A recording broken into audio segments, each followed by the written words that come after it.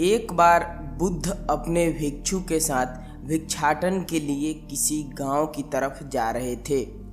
तभी अचानक बुद्ध के पैरों में कांटा लग गया। कांटा इतना तेज था कि चुभते ही रक्त निकलने लगी। बुद्ध के भिक्षु ने रक्त को रोकने के लिए एक कपड़ा फाड़कर बुद्ध के पैरों पर बांध दिया। इस घटना को कुछ लोग देख रहे थे जो कि बुद्ध से ईर्ष्या करते थे। उन्होंने बुद्ध से कहा, हमें तो तुम्हें परम ज्ञानी समझते थे, लेकिन दर्द को तुम भी सहन नहीं कर सकते हो। तुम पाखंडी हो और ये हमने सिद्ध कर दिया है। ये कांटे हमने ही बिछाया है। इस गांव में तुम्हारा स्वागत नहीं है, तिरस्कार होगा। इस गांव में तुमको कोई भिक्षा नहीं मिलेगी। बुद्ध ने उन लोगों से अनुरोध किया कि कृपया करके मुझे इस गांव से भिक्षा ले लेने दो। बुद्ध के ईर्ष्यालुओं ने बुद्ध का उपहास बनाते हुए कहा कि अगर तुम्हें भिक्षाटन के लिए इस गांव में आना है तो तुम्हें अपने रक्त की बलिदानी देनी होगी। तुमको इस कांटों के रास्ते से गुजरना होगा। भगवान बुद्ध ने उनकी चुनौती को स्वीकार कर लिया और कांटों के रास्ते पर चलने के लिए अपने कदम बढ़ाने लगे। बुद्ध मुस्कुराते हुए कांटों पर चलने लगे। बुद्ध के साहस को देखकर गांव वाले चकित रह गए। कुछ लोगों की आंखें फटी ही फटी रह गई।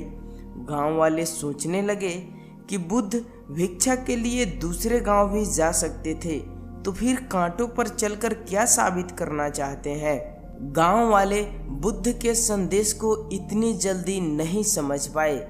यहाँ पर बात भिक्षा की नहीं बल्कि जीवन को बदलने की थी। गांव वालों की भीड़ में एक सुमित नामक का युवक था जो बुद्ध पर हो रहे अत्याचार को देखकर द्रवित हो गया। सुमित दौड़कर आया, बुद्ध के पैरों के सामने से कांटे को हटाने लगा। बुद्ध के ईर्ष्यालु सुमित को रोकने लगे और गांव से दाना पानी न देने की धमकी देने लगे। सुमित ने किसी की न सुनी और कांटों को हटाते हुए बोला, हे भगवान, आप इन मुट्ठी भर लोगों के अपने आप को कष्ट मत दीजिए। आप गांव में प्रवेश कीजिए। बहुत सारे लोग आपको भिक्षा देने के लिए आतुर हैं। बुद्ध ने सुमित को अपने पास बुलाया और आशीर्वाद देने लगे। सुमित पीछे हट गया।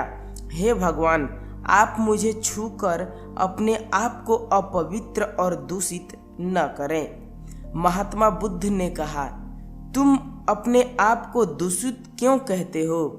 स्पर्श से कोई भी दूषित नहीं होता है। मनुष्य तो लोभ, लालच, घृणा, ईर्ष्या से दूषित होता है। तुम्हारे अंदर तो प्रेम भरा है। तुम दूसरों का सुख चाहते हो। तुम तो पवित्र हो। बुद्ध के बोल सुनकर कुछ लोग बोले, तुम तो अपने आप को बड़ा ज्ञानी कहते हो, तो तुमको जाति का कोई ज्ञान नहीं है, तुम पाखंडी हो। बुद्ध बड़े ही शांत स्वभाव से कहते हैं, मानव से मानव की मानवता छीनना पाखंडी की निशानी है। मुझे पाखंडी बोलकर यदि आपको संतोष मिला है तो मेरे लिए दुख का कोई विषय नहीं है। कुछ लोग बुद्ध पर बरस पड़े, परंतु यह तो धर्म शास्त्र है, फिर यह पाखंड कैसे हुआ? बुद्ध कहते हैं, हमारी उत्पत्ति इस सृष्टि में हुई है। नदियों का पानी सभी की समान रूप में प्यास बुझाता है। खुले जंगलों की हवा भी भेदभाव नहीं करती है। खुला आसमान हमारे पिता के समान हमारी परवरिश करता है। सृष्टिकर्ता ने भी कोई भेदभाव नहीं किया है। फिर हम इंसान कौन होते हैं भेदभाव करने वाले? मानव में भेद करके अपने संबंधों को बिगाड़ता है। बुद्ध के वचन के बाद कुछ लोग कहते हैं, अगर आप इतना ही कहते हैं तो सुमित को अपना भिक्षु क्यों नहीं बना लेते हैं? बुद्ध ने कहा कि अच्छा सुझाव है। अगर सुमित तुम चाहते हो तो मेरा भिक्षु बन सकते हो।